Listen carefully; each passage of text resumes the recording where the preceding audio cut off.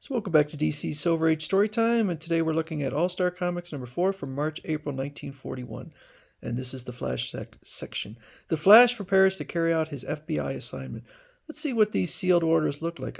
Proceed to manufacturing centers in Michigan and Wisconsin. Un-American propaganda is being spread among workers. Must stop. That means it's up to me to stop it. In Detroit, big automobile and aviation city. Somebody ought to look after you. Why not join the gray shirts? We protect every working man. We fix things for him so that tremendous wages are paid and better working conditions prevail. But the gray shirts don't believe in freedom for men. They believe in the dictator nations. Oh yeah? I tell you, the best government for the people is under a dictator. He'd watch out for you. The Flash arrives just as the disgusted workers leave the group. Nuts. Hey, we want to talk to you. The gray shirts try to persuade the worker. Next time you won't be so free with your tongue. Give it to 'em. Beat 'em up plenty. I believe in America, and you rats can't make me change my mind. Suddenly, boy, my left fist's a machine gun, and my right is a trip hammer. Some fun. Ow. Oof. Gulp. They got their chins and heads beaten flat all of a sudden. What happened? Did they really get him beaten flat? I stepped in and took a hand. 2 hands. My speed is so great, it was as though a steel hammer was slamming them. So maybe he did. He flattened him. But never mind that. I want to talk to you. You seem like an American. I am an American. I hate those gray shirts who try to undermine our freedom and preach dictatorship to us. But what can we do? You speak to the workmen. Tell them to be ready to step in and give those gray shirts a dose of their own medicine. But wait till you hear from me. Swell. It'd do the boys good to get a sock at those bullies. I've got to encourage these men to fight against these isms themselves. So every one of you must join the gray shirts and learn what benefits a totalitarian government. I don't think they ever call them Nazis or Nazism, but they do show the swastika. Hey, what's happening? Blitzkrieg, brother, just a blitzkrieg. After getting him away from the crowd, the Flash searches the foreign agent. Am I dreaming this, or is it really a hurricane? Found your address. Now let's go. I can't breathe. Swell, that means you can't talk about your lying theories. I wish I could keep you this way. Seconds later, the agent's room. Whew, what a collection of propaganda you've got there. So there are some swastikas.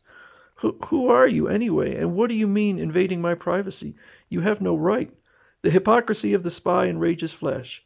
That's just like you rats, yelling about your rights under a constitution you're trying to overthrow. It's only in a free country like America that there is any privacy. I don't often lose my temper, but splat. Wonder if he's going to flatten his head.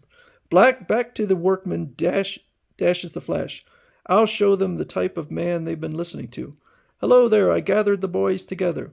The Flash takes the workmen toward the agent's house. Come along with me. I want to show you how you've been duped by foreign spies. That's just what I told them. Keep out, or I shoot. I've already notified the police. The more I see of you, the madder I get. Scram. On your way, nuisance. Help. Now see for yourself. All this propaganda leaflets, booklets, posters, all made in totalitarian nations. Holy jumping catfish, were we dupes. Let's go after those gray shirts. We've had the wool pulled over our eyes. Just wait a minute before you go. Here's a letter to that rat from his government. And prepare the way for an invasion by making the workers revolt instead of making defense weapons. And we listen to him. And here's the final proof. Signed checks from a foreign dictator. Who could that be? Now you know he was employed by foreign governments to spread their doctrines. Wrought to anger by the way they have been duped, the working men start for the gray shirts. Their camp is over this way. Maybe we can surprise them. I think they were called the brown shirts. The Flash gets to the gray shirts camp far ahead of the workers. Hey, they're armed with guns. I've got to do something about that. Yow, my gun. It's gone. You needn't be. You won't be needing it. Why, it's gunman Joe McZinno. He's got a police record as long as my arm. And Dagger Dan Donnelly. All of these gray shirts are crooks, murderers, thieves. So that's the kind of men these dictator nations use in their spy ring.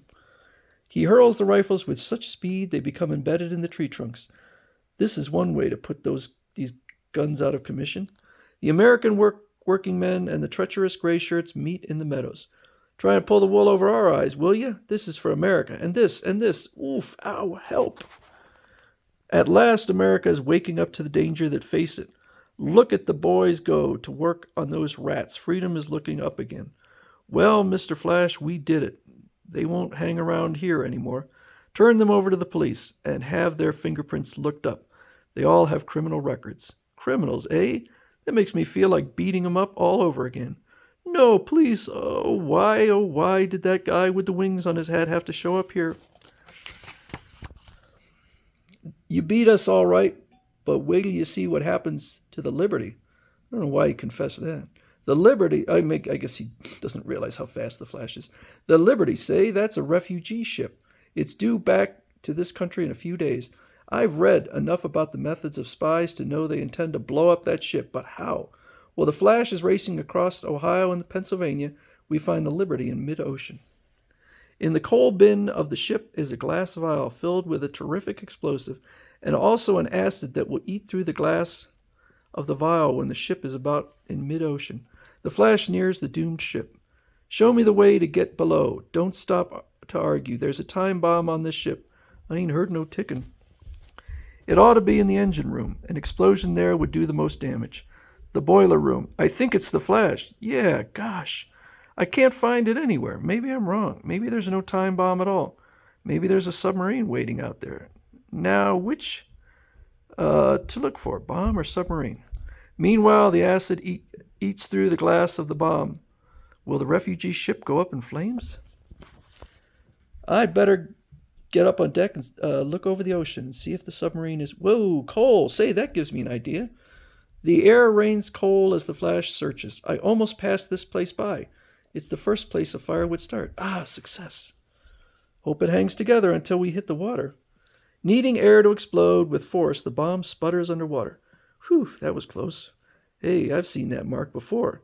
If I could check up on where it came from, I'll have a clue as to who is manufacturing the foreign spies bombs. Maybe they shouldn't put their stamp on it. I've got to get to an FBI office. They'll tell me where this glass was made. Invisible to human eyes because he is moving so fast, the Flash searches the FBI files. The files, they're moving by themselves. Not even these trusted USA agents know I'm in on this, so I can't let myself be seen by them. Aha, here we are.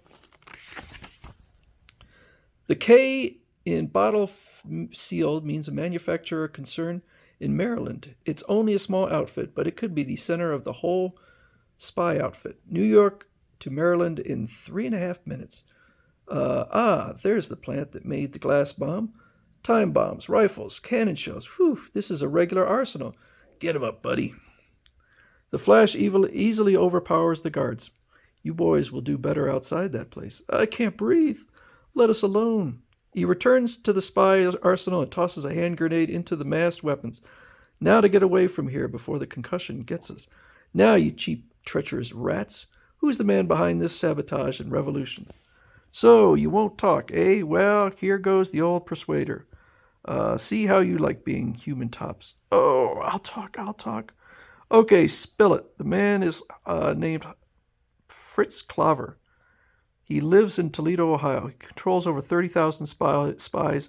All the records are in his place. We leave the Flash bound for Ohio. If I get Claver and his records, I'll have the entire spy system sewed up tighter than a miserly Scotchman.